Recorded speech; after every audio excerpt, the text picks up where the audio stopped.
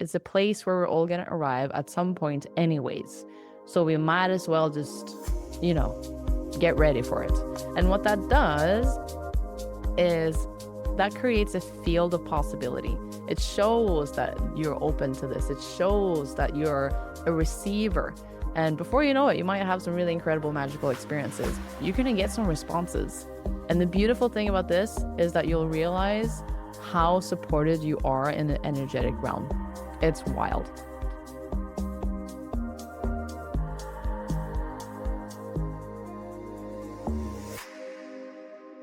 All right, guys, welcome to this episode. I'm so pumped for this episode because it's the first episode where we're going to talk about multidimensionality. We're going to talk about ETs, non-human intelligence, and the main point of this episode, the main topic is how to prepare for ET contact. And you might be like, wait, put on the brakes. Like, aren't you going to talk a little bit about multidimensionality first, or ETs, what they are, where they are, what that's all about? And we're just going to jump straight into how you can prepare for ET contact, because I want to set the energy for this podcast and what it's all about. And the episodes that are going to be around multidimensionality, ETs, I'm going to be referring to them as ETs, aliens, non-human intelligences. There's a lot of ways to refer to them. It's about getting you ready for what's to come. It's not about convincing you whether aliens are real or not, or whether ETs are here or not, or are they in the ground or under the ground or in tunnels or in the sky. We're not going to be sitting here and ponder about these things together. We're going to go right into the juicy, practical things that you can do and what are facts. And a fact is that a lot of people refer to that ET contact is coming, and the full public disclosure, we've had minor public disclosures, of course, but the full on physical contact where it's visible, it's clear on a public global scale hasn't fully happened yet, in terms of it being so convincing that the whole world is on board. Because obviously there's still pockets of the world where they're in disbelief or they don't believe it, and that's still fine. We're in a process of discovery here, and some people are really into this kind of thing, like I am, and some people aren't, so they won't focus their energy and attention there, and that's okay. But the thing is that ET contact has been happening for decades. It's a clear established phenomenon. Obviously, the Pentagon has released a lot of information. The US government is releasing a lot of information right now. And there's just endless resources and proof that we're not alone in this universe. We have friends. And yes, we have friends. 95% of all beings in the universe are positive, believe it or not. And there are, of course, some beings that don't have the greatest intentions, but most beings do. So we don't have to worry too much about, oh, is there going to be some crazy negative invasion and are they going to try to take over our planet? That's not really what's going down. So again, I'm just setting the scene here because it's not about fear mongering. This is not about trying to figure out whether this is real or not. It's a real thing that's happening. So I'm speaking to the people who are ready. I'm speaking to the people who are wanting to jump on board, no pun intended, on this magical journey where we are actually going to be interacting with species from other planets and have visitations. And for those of you who are open-minded and curious about that and feel excited about that, this is who I'm talking to. For those of you who may have some multidimensional contact yourself, whether that's been telepathic or in your dreams or in your own channeling states, and you want to expand on that and you want to contribute to making ET contact possible, because that's what we're doing here too. We're creating a field of possibility for this to take place. So those are the people I'm talking to. So if you're listening and you're like, I'm excited about this, let's go, then you're listening to the right podcast. So, how to prepare for ET contact. There's a lot of people who and myself included many times, are like, come on, come on down here and just land and let's see all of the different interesting species that have scales, and they might be ginormous and they might be tiny, and just have this insane curiosity of seeing all of the species that exist out there. That is amazing. Plus, there's a lot that happens with the nervous system when we encounter unfamiliar things. So, the reason why I want to be talking more about this is to get your nervous system ready for what's to come. Because it's not about, oh, can the aliens just come and save us from this terrible reality that we're in, that we have created here with our evil human tendencies. It's not about that. It's about how can we as humans, create a very harmonic place together on Earth where we feel ready and open and willing to have contact, because it's about readiness. And there's been a lot of people who have had contact experiences, and there's been a lot of extraterrestrials who've also approached and made an attempt, but they've sensed that the nervous system of the individuals who thought they were ready were actually not ready. And it's actually dangerous to force contact if someone's nervous system is not ready, because it can put people into psychosis. It can be too overwhelming. It can be traumatic. And yeah, we want this to be a pleasant experience, right? So this is why we're having these conversations. So if the whole concept for you is really foreign, that you can begin to normalize this idea of meeting species from other planets. The first thing I want to talk with you about is something that might be a little bit surprising, because maybe you're thinking, oh, to prepare for ET contact, I have to get all of these devices in my house, and I have to have copper wire everywhere, and I have to go vegan, and I have to, XYZ in order to be able to meet aliens. And that's not exactly how we're going to go about things. You can if you want to, of course. The purifying your body is great in terms of being able to raise your frequency and things like that. But the best thing you can do, I'm gonna give you the top one first, and then I want you to stay for the last one too, because you need all of these together. So don't leave this podcast with just one or two. You need all of these together in order to really start priming yourself for ET contact. So number one, the best thing you can do is to follow your joy, follow your excitement, do what lifts you up. And the reason that is the most important thing to do, basically prioritizing and honoring what makes you happy, what lights you up, what makes you feel free from stress, what calms your nervous system, what makes you genuinely feel joy in your body. The reason that is the most effective thing you can do in order to prepare yourself for contact is because it raises your frequency, that your actual physical frequency that can be measured. So if we all see each other as energy balls here with frequencies and vibrations that can be measured, then we're at different levels of density, higher density and lower density. And most of the higher dimensional species that we're going to be interacting with are at a higher frequency. So if you follow your joy and you follow your excitement and you do what lifts you up, and even with no attachment to, oh, I'm going to do this so that I can meet an alien, no attachment to any outcome, purely for the sake of following your joy, then you will naturally raise your frequency. And the reason that is then helpful in terms of preparing yourself for contact is because then your reality field is more likely to match with the reality field of a higher dimensional being, because we can't experience what we're not the frequency of. You probably heard that a million times. You cannot experience that which you are not the frequency of. So this is why most of the time we can't perceive higher dimensional beings. There's higher dimensional beings around us all the time. We just can't see them. So in most cases, I'm making a general statement here, but in most cases, higher dimensional beings can appear down in the dimension. So in the dimension that they're in, they can perceive all the dimensions under, but in the dimensions under and up, we can't perceive what's in the dimensions above us. So we can't just look into the seventh dimension with our eyes right now because we're below it, right? So follow your joy. Follow your joy and your excitement, just purely because. Just purely because. And that is, anyways, a universal,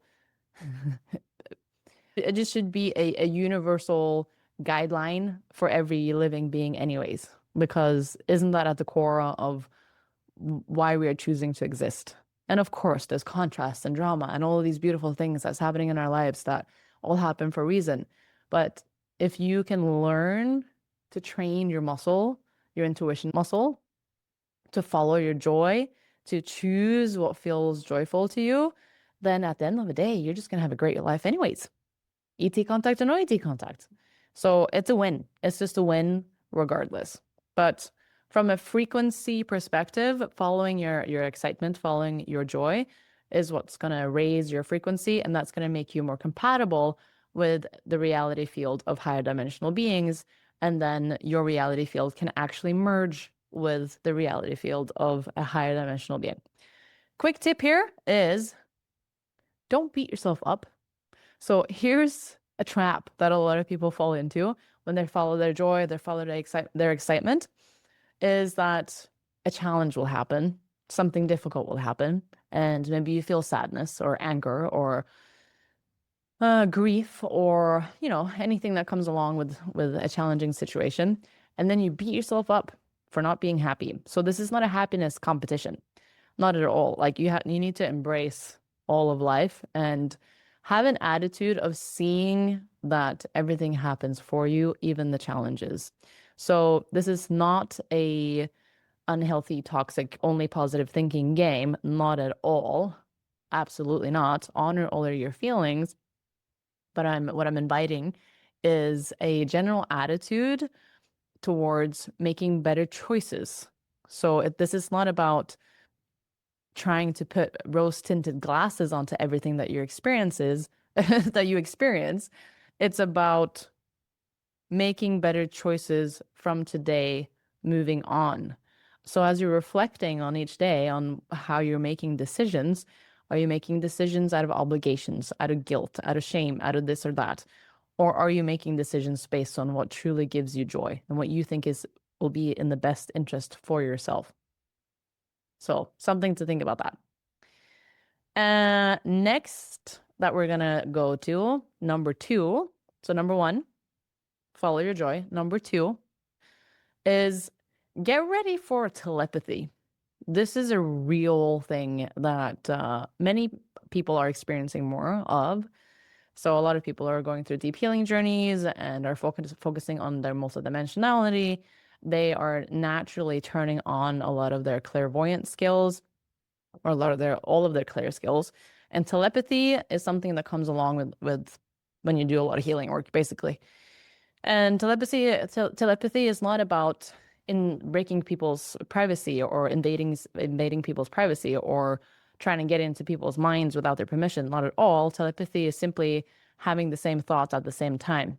So it's not about your thought or their thought. It's about being able to basically share the same wavelength of a thought at the same time. So telepathy is really fascinating, and it's a concept that can make some people feel uncomfortable, and it's a concept that can make some people feel comfortable. And I'll share a little story around this. That's something that happened for real in my life. And for me personally, telepathy is something that makes me feel comfortable because I've had a lot of telepathic experiences with friends and also with multidimensional beings. And to me, it just takes a lot of the hard work. Like it just makes things a lot easier because if you just know what's in the field and you know where each other are thinking anyways, there's less words needed to talk basically and explain because you just know. And when you know, you don't need to use so many words basically.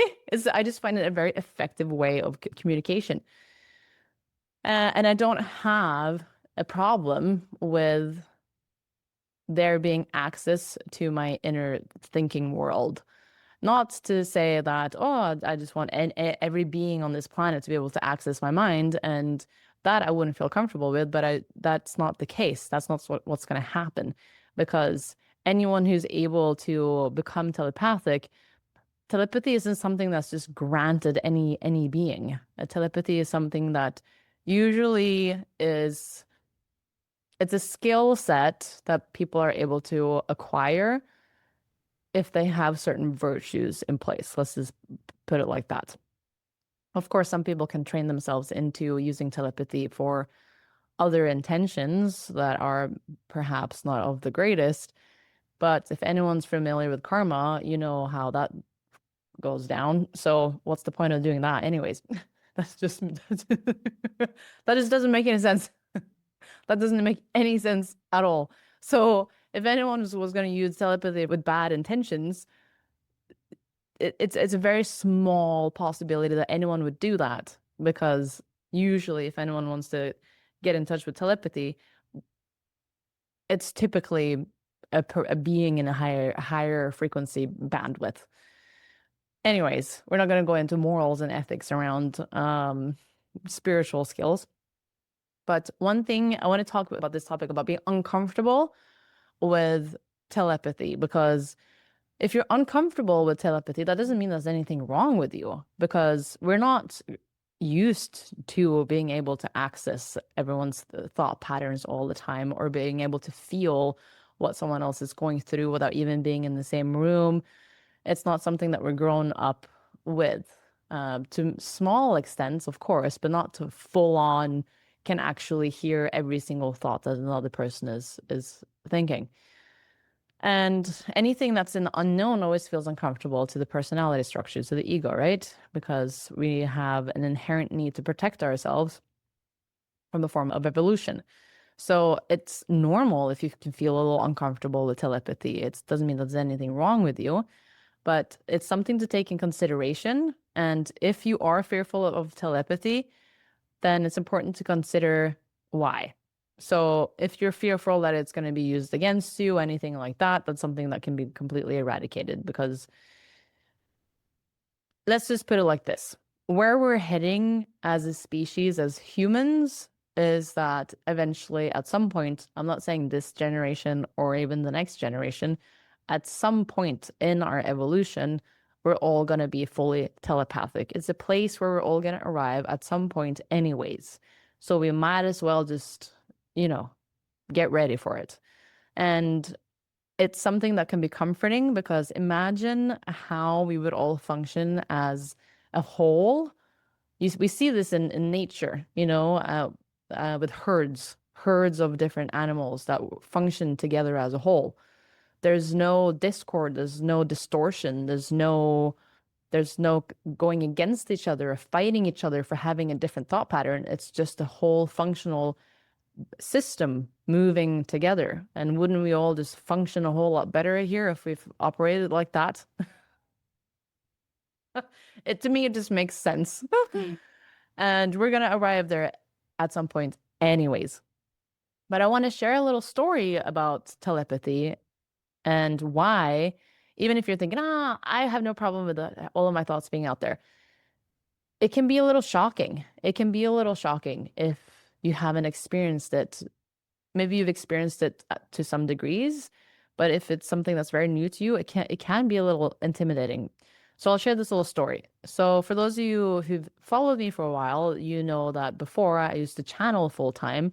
So I used to channel multidimensional beings, higher dimensional beings, for private clients to help them in their healing journey. And I was having a session with a client, and this was quite early on in my channeling journey. And he was very new to the whole concept of higher dimensional beings or having contact with higher dimensional beings. But he was very open, hence having the session. And what happened was that when I was channeling, the higher dimensional beings they were coming through. But what happened was that they were responding to his thought forms, not his verbal expression, because he wasn't saying anything. He was just thinking. So I was speaking their responses to his thoughts. And that put him into a little bit of he didn't go into a shock or anything, but it was a surprise, because this was his first experience with higher dimensional beings. So every time he had a thought form, they would respond to it through me verbally. And that happened time after time after time. And that was quite the surprise for him. So just imagine that without having to say anything, without having to verbalize your thoughts, the person you're talking to or the being you're talking to already knows what you're thinking. So there's something about getting used to and getting comfortable with that. And this leads me to the next practice that we're going to do in order to get comfortable with telepathy. Because you might be like, oh, okay, well, well, how do I get comfortable with telepathy now? Well, it can be hard to just put a blanket statement on of like, okay, I am now okay with it. Well, what if you're not? What if there's a part of you that wants privacy? And that's okay because there's a lot of laws in the universe that is a whole other episode. So you don't have to worry about the privacy of your mind. Obviously, there's a lot, everything that happens that to you and your consciousness happens with your agreement on some level, whether it's agreement from your physical mind, your ego, your personality structure, or your higher self or your soul, there's an agreement happening on some level. So just know that your privacy is protected and nothing can actually happen to you without your agreement on some level. And I emphasize on some level because you might say, well, there's lots of things that's happened to me without my agreement. But zooming really, really far out spiritually, everything that happens to us happens with our agreement on some level for our evolution, for our growth, our for the best of our journey, right? So let's swing it into how you can prepare for telepathy. If there's parts about that that makes you feel uncomfortable. So the nice thing about this is that, hey, congratulations. You get an opportunity here to get rid of guilt and shame and any low frequency thought you have about yourself. And this doesn't mean that you get to justify anything that you've done that's bad, that you get to continue on and do things with bad intentions or be harmful to others. Absolutely not. Part of this journey is basically us becoming better people because our evolutionary journey goes hand in hand with becoming well, we are becoming higher dimensional beings. And this is the funny thing, everyone's like, oh, aliens and higher dimensional beings. Well, hey, guess what? We're all hybrids here. That's not about, oh, we're pure human and now we're gonna meet this other species. We are aliens to other aliens. We are well, not terrestrials because we're from Terra, Earth, but we are aliens to other species. And to some other species, we are the higher dimensional beings. And you're only gonna go upwards. So sometimes it's important to keep in mind that I'm going a little bit on a tangent here, and then I'm going to come back to the telepathy thing.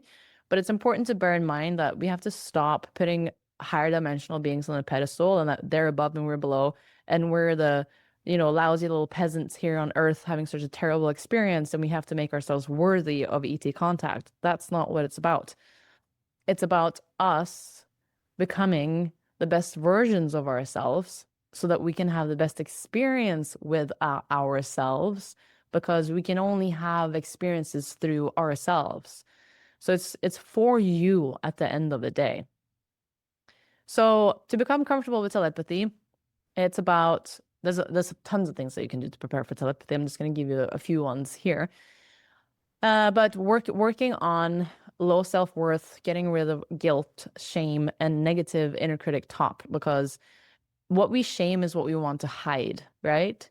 So if the concept of telepathy makes you feel uncomfortable because there's things that you're ashamed about, there's things about yourself that you don't like, then that is a good prompt to look at yourself and to look at your inner critic and to look at how you're choosing to live your life. Because if you have a pure intention of being a good person, but you're criticizing yourself and you're being really unloving towards yourself, then it's going to be really hard for you to have a balanced, loving life with yourself. So it's about creating a very loving relationship with yourself at the end of the day. And I know this can be really challenging. We all have harsh inner critics and we all can be really hard on ourselves. And it doesn't mean that we have to create an unrealistic expectation and that we have to be pure happy in a bliss state all the time. but we want to move the needle in the right direction. So if you are swimming around in a lot of shame, and if you are swimming around in a lot of negative inner talk, then that creates an inner hell. And that's the purpose of this podcast as well, is for you to learn how to take yourself out of dysfunction, take yourself out of dysregulation, take yourself out of having a harmful relationship with yourself, and put you into a different state, put you into different practices where you can make better choices. And because of making better choices, you can feel better about yourself, and you can create a different inner world with yourself where you can genuinely just relax and feel good at the end of the day with no guilt or shame, basically, because I think that's everyone's birthright, is to have direct access to the Buddha state, to enlightenment, to feeling unconditionally loved all the time, or feeling, well, I wouldn't say unconditionally loved because that places an expectation of something outside of yourself, but being able to tap in to the frequency of unconditional love at any point in time, because that's the energy of source, that's the energy of you anyways. So we need to remove this whole illusion of it being outside of you and so far away, because it's actually really close. That was step number 2. Telepathy is to see where you're having a really harsh inner critic, and where are you swimming around in guilt and shame, and how can you flip that into practicing more care and more love for yourself, and making better choices and decisions in your life so that you can feel better about who you are as a person. So that's number 2, telepathy. And I like how these are all connected. So you follow your excitement, you prepare for telepathy. Number 3, nervous system and emotional regulation. And we're going to have more episodes about this because this is something I'm really passionate about. So regulating your nervous system and regulating your emotions. And I love how this is so connected to everything, and it's so connected to ET contact, because like I told you, it can be really overwhelming for the nervous system to meet a being from another planet. And it can also be really overwhelming for the nervous system to have a really hard inner critic and to have unhealed trauma and to live in chronic dysregulation. So again, as you can tell, these episodes are really for you to heal and to raise your frequency and to create a more harmonious experience with yourself in every single second of the day. And yes, that will help make you ready for ET contact. But as you can see, this whole idea of clinging to, oh, we need to meet the aliens, almost becomes, I wouldn't say irrelevant, but that becomes a secondary benefit because you're working on yourself and you're creating your own inner heaven, basically, where aliens are welcome. The benevolent ones, you know? So, nervous system and emotional regulation. Again, I'm doing more episodes on this because I can't just tell you here, go regulate yourself. Most of us aren't taught. We're not taught how to regulate our nervous systems and our emotions. So many humans are walking around like dysregulated and triggered and emotionally reactive, and they're not even aware of it. Not to their own fault. It's just that we are not educated on this from an early age, which we should be because we are emotional creatures. So I'm looking forward to seeing the schooling and the educational system changing, where they're actually teaching people from an early age how to regulate their emotions ourselves, because we are energy balls, we're frequency balls. We have a nervous system and we have emotions, and it's not like they ever go away. You're always feeling something. Your nervous system is always in some state. It could be relaxed, it could be active, it could be triggered, it could be anything, but it's always there. It's never off. If it was off, we would be dead. So it's just mind-boggling that it hasn't been taught yet, because it's like at the core of our experience. This is how we experience life, is with our emotions and with our nervous system. So that's why I'm going to do more episodes on this, because there's a lot to nervous system and emotional regulation, but I'll give you a few key points here. So one book that I really recommend that you'll read, and it's one that I'm gonna be drawing a lot of information from in the upcoming episodes, is the polyvagal theory. So this one goes deep into explaining what the nervous system is all about, the vagus nerve, how you can activate the vagus nerve.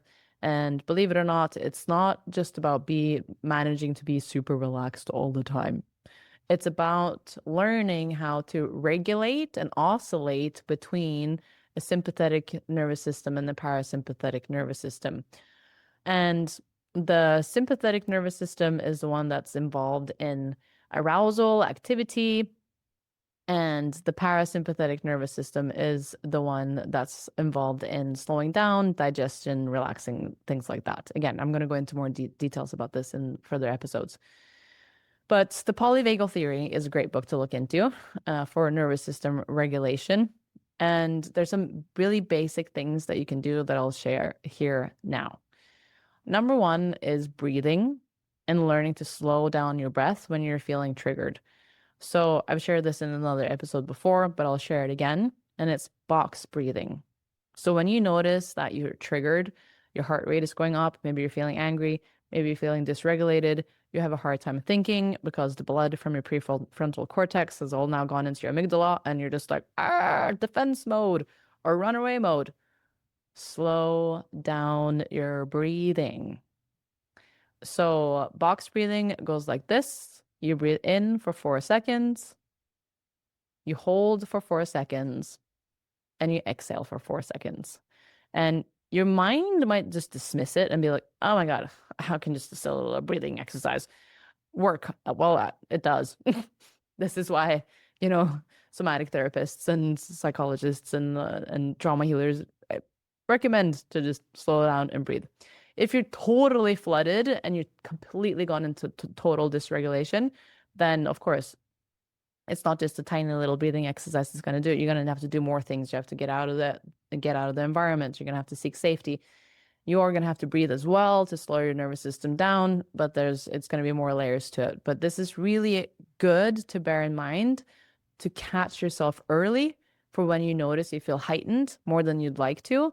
Again, we don't want to demonize feeling heightened. It's okay to have a bit of a heart rate and to feel excited, Sometimes we mix excitement with fear. So learn to distinguish excitement with fear. And you don't have to down regulate your excitement if you're just happy, But if you're feeling triggered and you're feeling angry and you notice blood might go into your hands and your head and in your chest, and you feel tightness in your chest, and you feel the need to defend yourself. Of course, you have to defend yourself if you're in an actually harmful situation. But if you're just talking with a friend and you're actually in a safe environment and you just want to down regulate yourself, then focus on box breathing. Another thing is spend as much time as you possibly can in nature. So nature is a natural regulator. And again, if you're at work or you're in an office or you're commuting or you're stuck somewhere where you can't get into nature, totally makes sense. You can't just be like, bye guys, I'm going to go on a boat, see you never again. What I'm encouraging is see where there's times in your schedule, in your life, where you can just spend some more time in nature. So maybe there's some time in the week where instead of just going outside and putting your feet in the grass, you're scrolling on something or watching something on TV. Or maybe in the weekend, you're hibernating and you're just locking yourself in. So sometimes what dysregulated people do, if you have a lot of trauma, is we can isolate ourselves and just stay inside and not move because we're stuck in a functional freeze. And of course, it's important to rest if you need to rest, but if you can, rest in nature because nature has a natural healing effect on us. It's direct. So spend time in nature.